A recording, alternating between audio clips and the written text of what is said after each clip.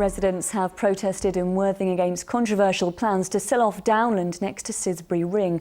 They gathered on the land near the Iron Age hill fort and let off distress flares to draw attention to the threat. Worthing Borough Council was planning to market 200 acres of land.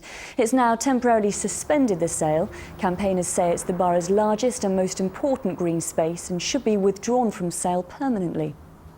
On this area, there is an informal right to roam, which, if it goes into private hands, will probably be lost. In Worthing, we only have really two environmental assets. We have the sea and we have the Downland. And we need to keep the Downland for access to people. So many generations have walked this area, so many people have been along here, you know, where we're standing now, you know, there could have been ancient tribes going up to Cissbury Ring, who knows? The aim was to purchase it for the people of Worthing and to look after it for the people of Worthing. And Worthing Council appear to have forgotten this. They should see themselves as the stewards, as the guardians, as the temporary managers of a heritage which they'll then hand on to their grandchildren and great-grandchildren. This must be one of the biggest protest meetings in Worthing for years and years, and that speaks volumes. So thank you all very much for coming along today. And the second thing is a sense of deja vu. I'm sure there are people here today who were here on similar protests 20 years ago, when you may remember on that occasion Worthing Borough Council were trying to push through a A27 bypass at Cissbury Ring. And you may remember that they had a plan to put the A27 just south of Cissbury Ring, across the very land that is now proposed to be sold. And of course we at the time were able to say, well, you yourselves have purchased this land and put covenants on it to protect it, and they had to drop the plan as a result. And I think this is the real issue. Many years ago, starting in the 1920s, far-seen members of the Worthing Council decided that they should purchase Cissbury Ring to protect it, and then it was transferred to the National Trust. And then about 40 years later, councillors decided that this land should be purchased. Why? To protect it from any form of development. And that was a very good thing and a very far-seen thing, and it would be incredibly retrograde now to sell off the land. But today I hope that Worthing councillors will recognise just the strength of feeling. It is absolutely evident, there must be 200 people here, it is absolutely evident that you are all voting with your feet to have this Downland retained by the council, retained and restored, so that we can all enjoy it as we have done through history. Let's make sure that this Downland is an absolute key part of the new South Downs National Park.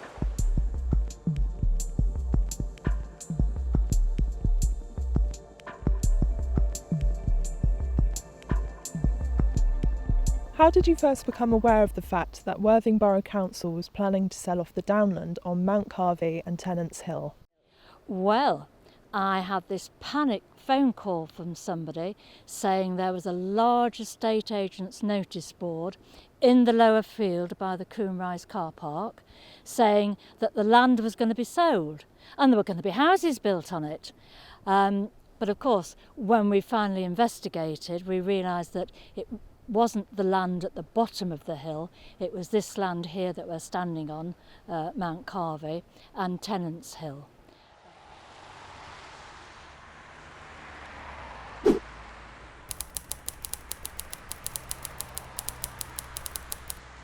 Well, I think at the time I made the decision, a few months passed, and I think eventually some boards went up on the land from the agent that the council had appointed.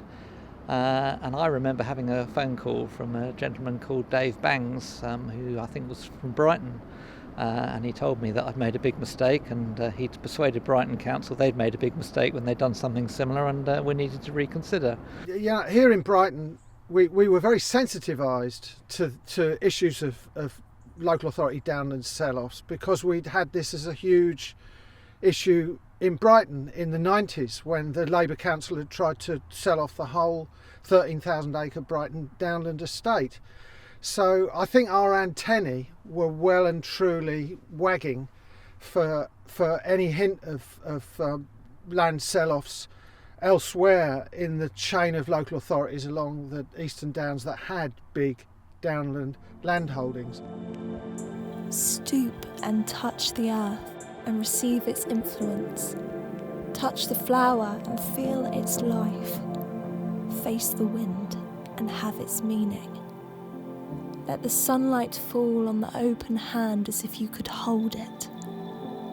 Something may be grasped from them all, invisible yet strong.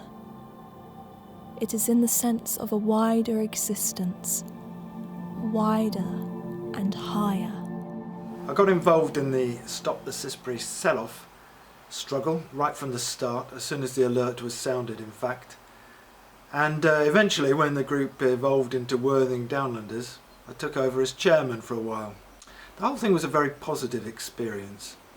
The way in which such a range of energetic people came together, the vast amount of support we had from the public, the rapidity with which this outflowing of people power forced the council into a U-turn, and then the patience with which the group continued to negotiate to ensure full public access to the land. I also love the way we headed off in a cultural direction, holding the annual Ostara Spring Equinox music festivals.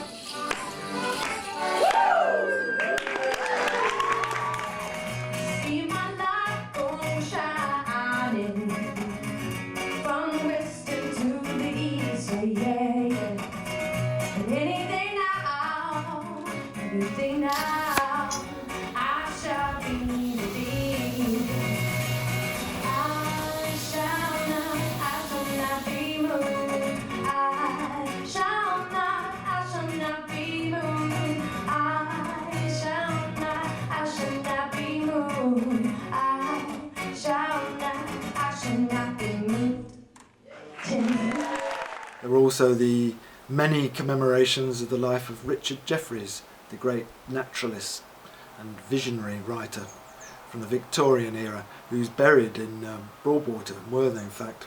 And also other talks and walks exploring butterflies and trees and various aspects of the natural world around us. Don't touch that. No, okay. What a beautiful caterpillar though. Come on, Fluffy. Come on, Fluffy. Is that what you mean? Yeah. So it's not a crack, it's a black stripe on the caterpillar's body. I call it Fluffy. That's a good name, Daniel. He doesn't mind.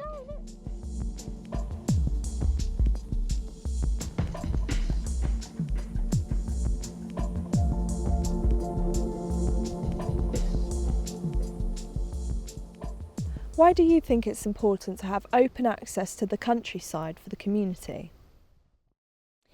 It gives the community the freedom to roam.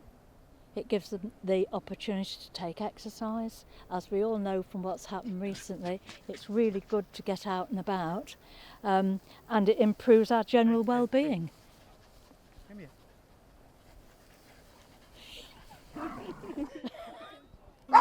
And that was a really good, sharp victory, and a model for all the rest of us. And I tell you, there's many a time when I've quoted your victory at Worthing to model the argument for what we need to do here in Brighton. These things cross-reference, and the same happens with Eastbourne too. We've been able to point out the significance of what you did in Worthing to the Eastbourne campaigners, and reinforce their campaign to halt the sale of public downland there and put it into conservation management. And they won. Like you, they've won. We've done very well. The groups of campaigners along the Eastern Downs, you at Worthing, us in Brighton, the Eastbourne lot, we've done very well in sharply intervening in raising the political status of this issue, in mobilising the public, and boy did you do that in Worthing with the first big demo there up to the Down, in capturing the public's imagination, in mobilising the public, and in persuading the elected councillors and senior officers that they were looking a gift horse in the mouth here, that there was a win-win issue for everyone here, that we could actually make a way of using this public asset as part of a grander scheme for putting real value into the South Downs National Park. Why do you think this campaign was successful?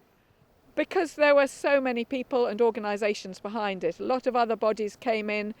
It was clear that it wasn't just one political party, that it was actually everybody really felt strongly for their downs. And I think people pressure counts for a huge amount. And councils are, after all, elected by the people. So the councillors will listen to what people say. And it's a great example of showing people power. I think people do care about their environment, but they're often very busy with life. They're busy with work, family, and it sometimes needs something to happen to shift them out of that way of thinking. And the threat to this land here at Cissbury did just that. A lot of people thought, oh, the sort of thing they'd talk to their neighbour or friends about. Did you hear the council are going to sell off that land at Cissbury? What? Is that the land we walk our dogs on? Yeah, oh, that'd be terrible. There's this campaign and they've got a meeting, and people will see that as an immediate threat, almost to themselves, and I think that's why a lot of people came along. And obviously it worked, because I can imagine that the councillors and the council officers were working up this plan to sell off the land over many years, certainly months, probably years, and to get a council to reverse is a bit like getting an oil tanker to stop and reverse. They'd much rather not do it, and it takes them a long time. So it took us several years, I can't remember how many years now, but in the end it was successful because of persistence and because it remained important to the public. To actually come up on the Downs for a stroll is one of the things which relaxes people and makes sure that the mind and the physical side is balanced out equally, and so important. I mean, it's priceless. This area is absolutely priceless. People must realise, surely, that to have a countryside which we've got here must be made the most of, and the council really needs to advertise it much more for tourism. So yes, I quite agree, Trevor. It's terribly important this now. 2021 will be a marker really for people's well-being, and this is really out here is so important for that. And with that in mind, hopefully, this production will actually enthuse people to actually do something themselves as well, and realise that, it's not always pointless getting involved in something, because sometimes you can make a big difference. Oh, indeed. I mean, this is the whole thing about it, people power. This is why we've now got the use of this. It was the actual people coming out saying to the council, this land has got to be saved. You're not going to sell it off. This is definitely something you've got to do. And in the end, they listened. So here we are. Yeah, and I agree with you. It was, the success of the campaign was the people. Absolutely. And coming out, turning out time and time again. And when things were going slow again, still keeping on. That's right. And perseverance. Perseverance. Never give up. No, never give absolutely. up. The Downs are now lit with sunlight. The night will cover them presently, but the mind will sigh as eagerly for these things as in the glory of day. Sooner or later, there will surely come an opening in the clouds, and a broad beam of light will descend. A new thought scarcely arrives in 1,000 years, but the sweet wind is always here, providing breath for the physical man. Let hope and faith remain, like the air, always, so that the soul may live. That such a higher thought may come is the desire, the prayer, which springs on viewing the blue hill line, the sea, the flower.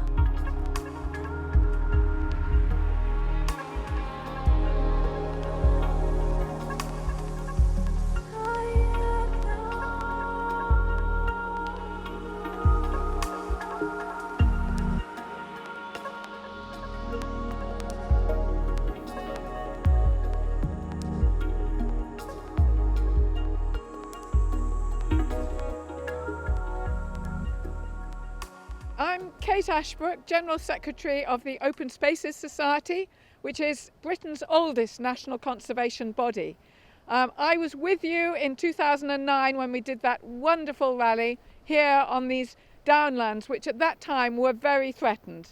And it was a brilliant combination of very energetic and effective local action with the backing of a national organisation, the Open Spaces Society. Working together, we put pressure on Worthing Council, we got a lot of publicity. We persuaded the council, firstly, not to sell its valuable downlands, and secondly, to grant a right of access under the Countryside and Rights of Way Act, so that we have the right to walk here forever. And that is so important, and it is such a good example to other councils, because the council bought the land all that time ago for the people of Worthing to enjoy forever.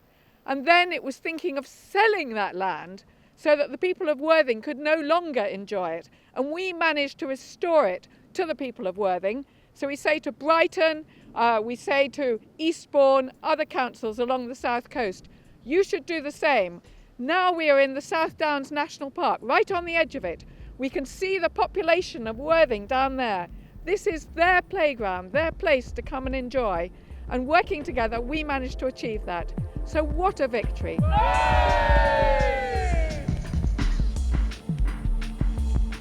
And one day, when all the toxic mess of supermarkets and dual carriageways and industrial estates has crumbled away into dust, the children of tomorrow will walk the ancient Downland tracks, their heads held high, their eyes shining hope, breathing again all that is old and all that is good.